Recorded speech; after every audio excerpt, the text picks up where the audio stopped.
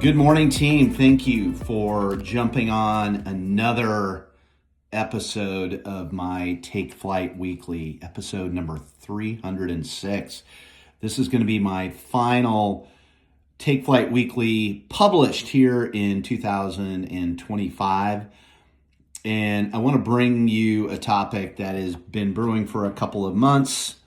When you coach, lead, and observe high performers for a living, certain patterns show up immediately and repeatedly. Success leaves clues, and that gap between the 97% and the 3% is real. And that gap inside the 3% is fascinating.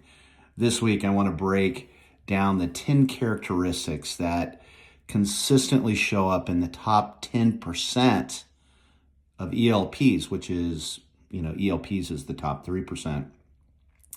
So I want to break down the 10 characteristics of the top 10% within the 3%. And these are the attributes I've seen across different markets, age groups, backgrounds, and personality types. But before we dive in, I want to remind you of my purpose, and that purpose is to help you, the full service, full fee advisor and entrepreneur, become more productive and more fulfilled. I know that happy advisors produce more. Now, I want you to listen today as if we're sitting here in my office, one-on-one. This is your coaching session.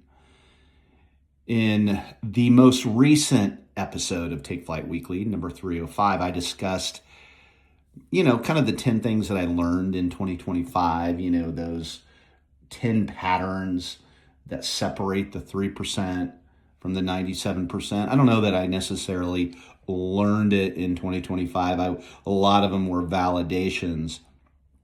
But during the time period that I was writing that episode, I was asked the question by an avid listener, Jim, tell me what really separates the top group of advisors from everyone else.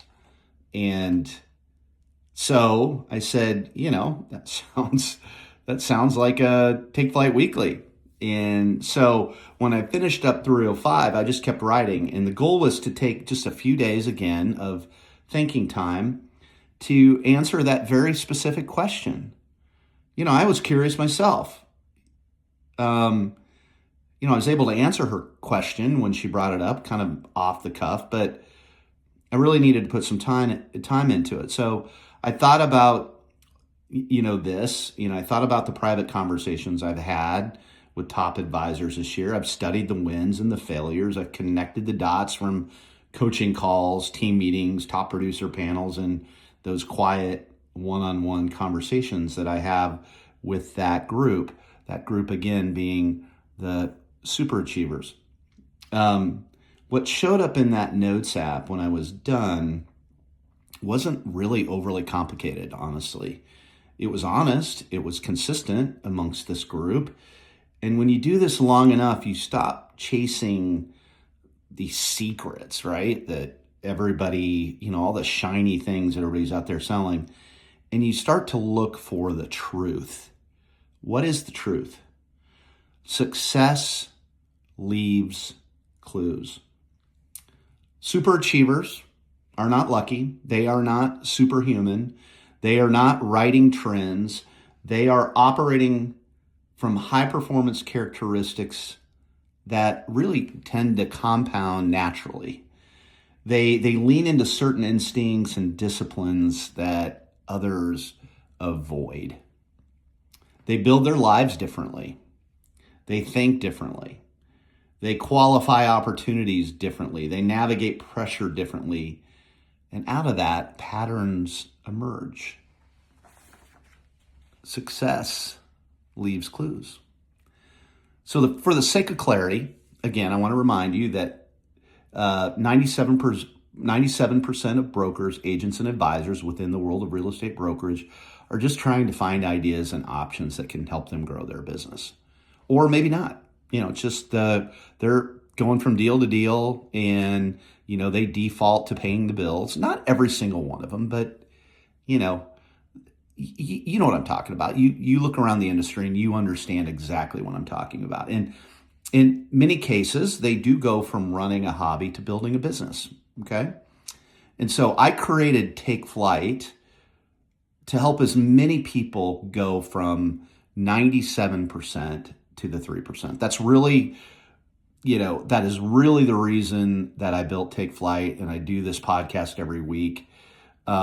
Up to this point, right, is to get as many people from the 97% to the top 3%. It's my purpose, it's my calling, and I call that 3% ELPs, elite level producers. And within ELPs, there's that top 10% of ELPs. Again, we call them super achievers.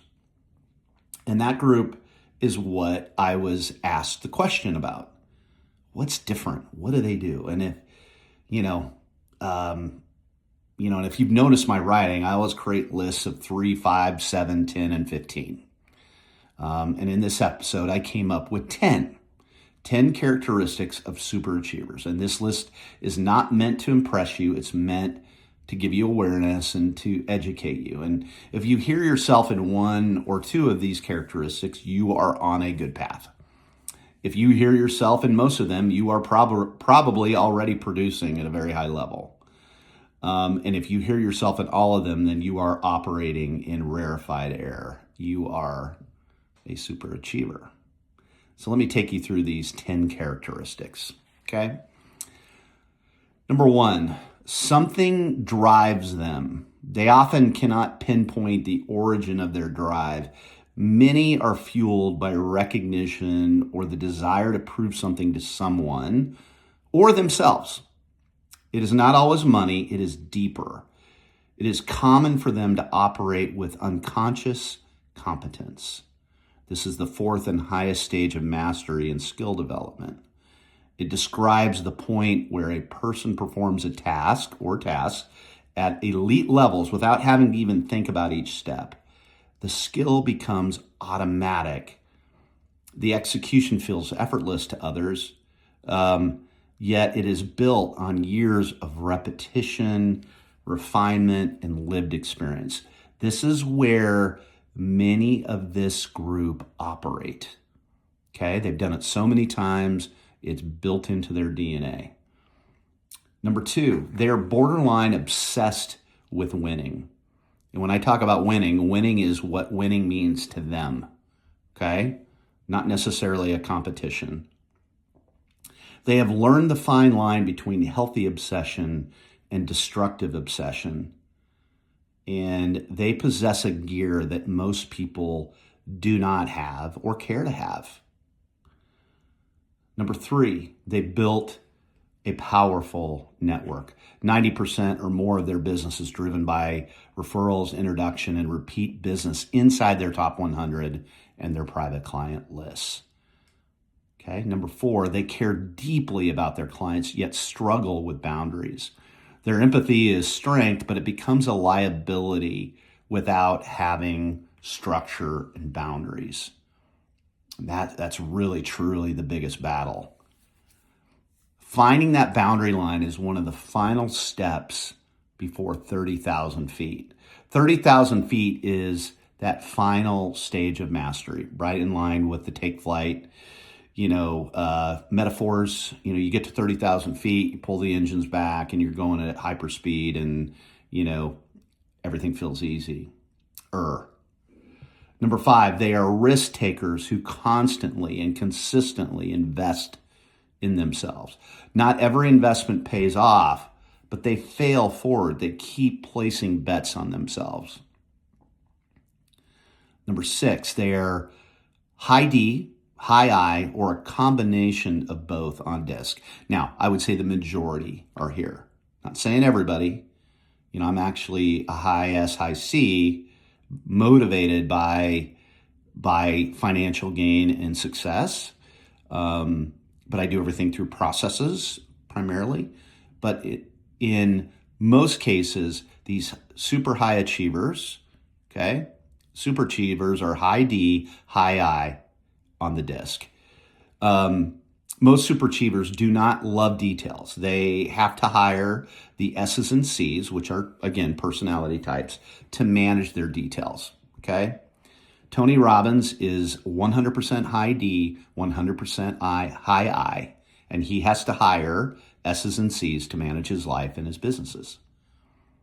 They know their strengths. This is number 7. They know their strengths and they own their weaknesses. They hire to their blind spots. They delegate without guilt. Number 8, their growth often outpaced their structure in many cases. Success arrived before they had the systems and the support to manage it, quite honestly. And they had to build structure while flying at full speed. And let me tell you, this is the most stressful years of their life, is when they've had to pivot and have had to make changes on the fly while business is coming at them. Okay? Number 9, this is an interesting one. They often peak later in life. This is an under-discussed pattern in the top 1%. Okay? When you hit the 7th inning of your career, okay, for some, urgency kicks in. Okay? When you start to see 15 years, 10 years, 5 years left, okay, you start to get serious. And when you're in your 30s and 40s, you think you got time. You get into your late 40s, 50s, and early 60s, and you're like, man, I got to get after this. So they often peak later in life. And I would put myself in that category as well. Number 10, the bigger the brand, the personal brand, the more they must qualify leads. High brand equity attracts unqualified opportunities. You know, look at these calls that somebody wants to get. They know their house is worth X. They want to get 20% more than that, or not move at all. And they're like, I'm gonna hire that person with that big Instagram game. They market their properties really well, you know, and I'm gonna call them and see if they can get it sold at my number. You know, and if I don't sell it, guess what? I don't owe anybody anything. That's the challenge that they have. They got to be very, very, very good at understanding unqualified opportunities. They learn to separate true opportunities from consumers who just misunderstand the pricing realities in hyperlocal markets. All right. So that was the 10. Now I got a bonus in here. In the end, they always come back to the basics. They realize that it works every single time. And the basics can change over time as we evolve. But as their business grew, they realized the basics just take a little more thought, design, and a support system. Okay? They always come back. They always come back to the basics, and that's what Take Flight is. It's the basics. Okay? Wherever you might be on your journey, as you're listening to me today, I want you to remember it is exactly that, a journey. And if you want something bad enough, the how will appear. You need to bring the faith and the patience, which leads me to my next topic that I want to discuss with you today. I was, again, told by a listener of this podcast. They said, Jim, you know, whenever somebody asks me about your podcast and why they like it and why they listen to every single one, many people say, go back to the January 23rd, 2023 episode, which is number 179, where I taught my Take Flight in 2023. Okay. And that episode was called We've Got a Flight to Catch. This was the first episode, like I said, of a string of episodes where I taught Take Flight through its different stages using this podcast. And it took me the better part of 2023 to teach it. And I've heard others suggest that same strategy to me as well, as they've given me feedback. Now, as I start to do this, now here's what I wanted to talk to you about. In 2026, all right, when I come back on January 5th, I'm going to go back to Take Flight. I'm going to teach it. I'm going to teach the how, in 2026. Now, it'll be different than how I did it before. It evolves and it changes. But again, Take Flight is the how. It is the operating system. You can plug all of your courses and self-development in to reach your goals. And I want to teach it so you can learn or validate, almost like doing an audit on your business as we go through it in 2026. It is bringing to you 28 years of experience, 15,000 hours of personal development, and thousands of hours of coaching and training. It's called, when you do that, you come up with pattern recognition, right? Through that experience. And pattern recognition gives you intuition. The intuition is where I teach from, okay? And so as I teach this, you will get evolved thoughts on how to build a scalable, enjoyable, and profitable business. And there will be some of you that will listen and you'll find it entertaining and you'll do some of it, okay? What I want to really focus on as I move forward here in teaching this, I want to get everybody, as many people as possible, to come along for the ride here, okay? And so that is my intent for 2026. And as I mentioned earlier, today, or this episode, is my last of 2025. I need to take a brief sabbatical from writing. In 2025, I wrote the equivalent of 2 audiobooks in writing this podcast. And like I said, I'll be back with you January 5th with that introduction to Take Flight. And I'll tell you that my suggestion for you is to take the remainder of this year and really think about your vision. Okay, that version of you that you want to become, your goals. And if 2026 is that year that you finally go from the 97% to an ELP, or the year that you finally go from an ELP to a super achiever, your goals are yours, not anybody else's. Winning is meeting your goals, not somebody else's. Whichever path you choose, it's all hard work. When you see your vision and meet your goals, you will find a personal reward that lives with you. It is so satisfying. Thank you for a wonderful 2025. I'm grateful for you. And like I said, I'm going to be back strong in 2026.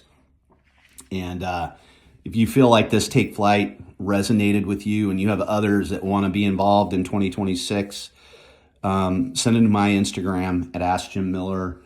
Go to my profile and get signed up for that email that I send out every week. It is your weekly coaching session. So anyway, team, I appreciate you. Have a great holiday season. Wish you all the best over the next couple weeks, and I'll be back with you on January 5th.